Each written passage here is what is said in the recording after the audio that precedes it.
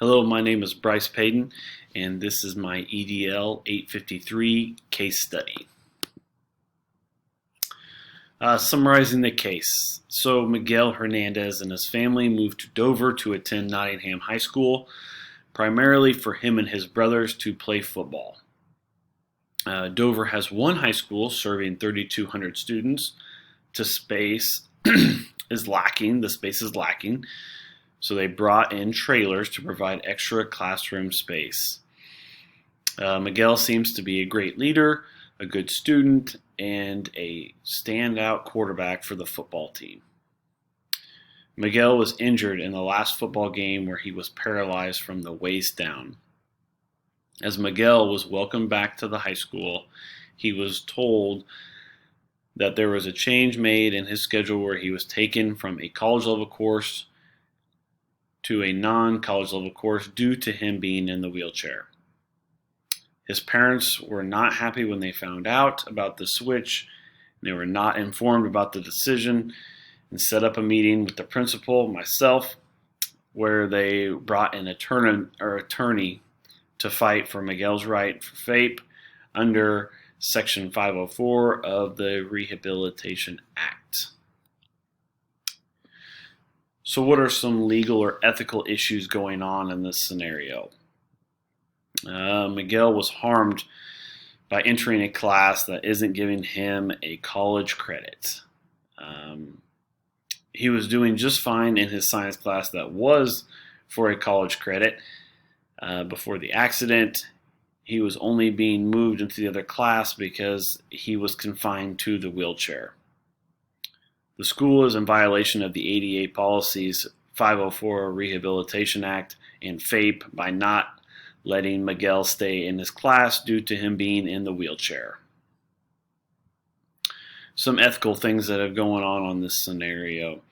First of all students should have the ability to take courses if eligible, regardless of any disability that they have. And also, I thought it was unethical for Ms. Gussman to talk to Miguel's parents and not mention the change in his schedule prior to him coming back to school. It seemed like they were both on the same page about him coming back, welcoming him back, and then right as soon as he got there, the bombshell came upon him. And I thought that was unethical for her to not mention it to the parents. So synthesizing what's happened, Miguel Hernandez, a student at Nottingham High School, was moved from his college level biology class without parental consent to a science course that was not a college prep class due to the school not having wheelchair accessibility in that particular classroom.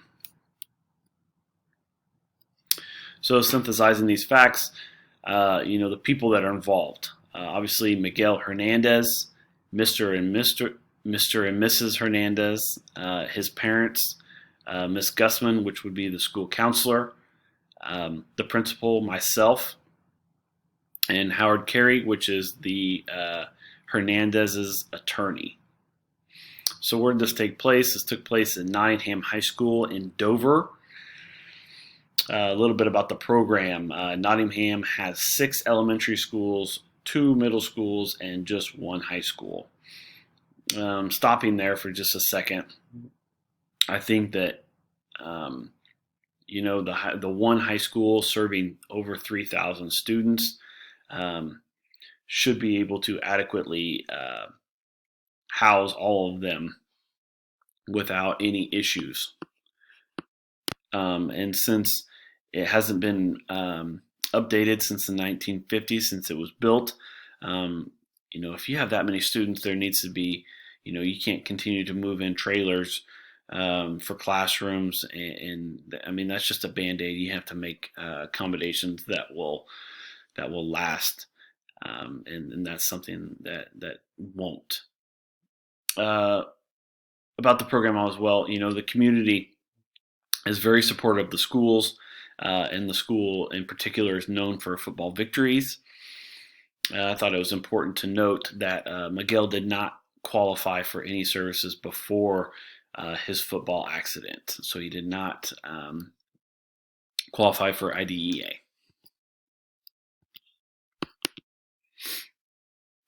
Okay, so prioritizing this information, damaging to the stakeholders and community. Obviously, a lawsuit against the school could hurt the reputation of the school as well as lose the support that they had from the community and stakeholders. The school could also lose funding if found guilty for violating students' rights. People that have an important stake in the outcome of this scenario, obviously Miguel, he has the most to lose. Obviously a college credit, but at the same time being told that he can't do something and has to do something else just because of a wheelchair is just unacceptable. The principal myself, I could lose my job or, being taken to illegality, as well as Miss Gussman, who decided to make the decision before discussing it with his parents, who has and hasn't been consulted. Mr. and Mrs. Hernandez haven't been, but they should have been from the very, very beginning. When he was getting ready to come back, they should have been notified then of the situation that was going on, and so they could have avoided this whole scenario. Dr. Harvey has not been consulted as well, and he is the superintendent. Would like to know, did Ms. Gussman discuss the decision to change Miguel's schedule without me? Me being the principal, I want to know if she made that decision with me or without me, or what I'm going to walk into at this meeting. And how many other classrooms in the facility aren't wheelchair accessible? Is this a big problem, or is this the only classroom that doesn't have the only classroom that does have this issue? Do I have enough information to make the decision? I believe I do. Some of my options. Option number one would just be do nothing. Take no action, go along with Ms. Gussman's decision, roll with it, tell them they kind of have to deal with it.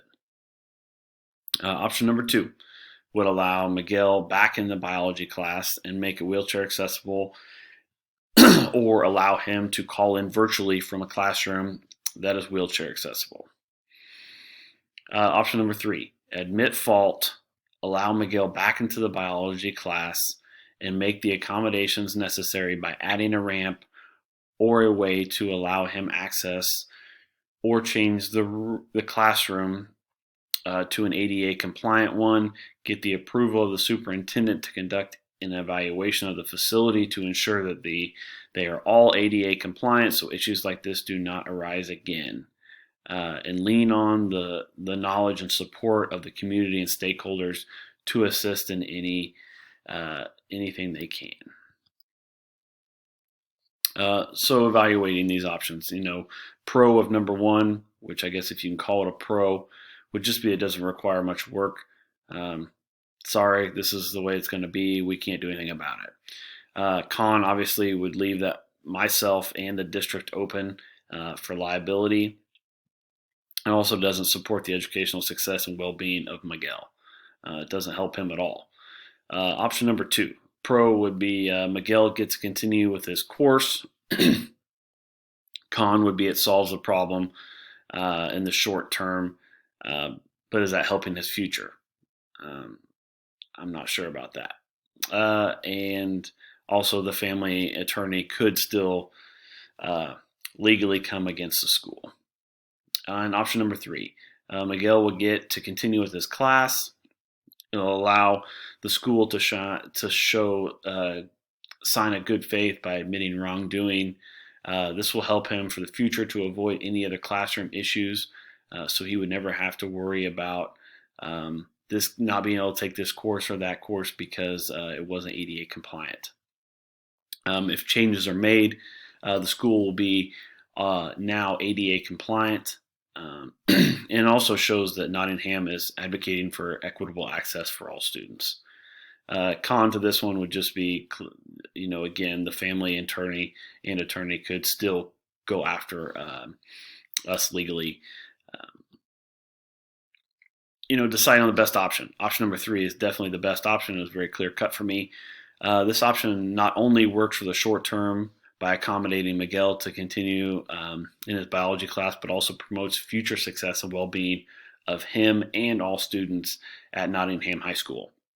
Option 3 fixes the problem and doesn't put a Band-Aid on it, while shedding light on something that Dr. Harvey might not have even been aware of. You would like to think he was, but he's not walking through every single classroom every day. So that could shed some light on him and light a fire on him, as well as getting the community involved could help move the project along faster in gaining any support or financial support for the school that they are so proud of. Implementing this decision. First, I would inform Dr. Harvey of the situation and what's going on. Then I would like to have that meeting with Mr. and Mrs. Hernandez and their attorney. Next, Ms. Gussman and I would like to take responsibility for what has happened up to this point. Then I would like to inform them that Miguel's schedule will be coming back to normal and he would continue in the biology course. That we would make accommodations to add a ramp to the classroom or discuss schedule changes for teachers so his classroom would be ADA compliant. And lastly, just ensure that Miguel and his parents know that equity and inclusiveness is a high priority for us and the issue will get solved. Obviously, not everything goes according to plan. My plan B would just be to communicate thoroughly with them to see what they want for their child. If they don't like our plan going forward, and that if we need to add Dr. Harvey to the meeting, just so we can figure it out for Miguel's sake, so we can assist him in any way possible in any of the educational resources to help Miguel. And here are my references. Thank you very much.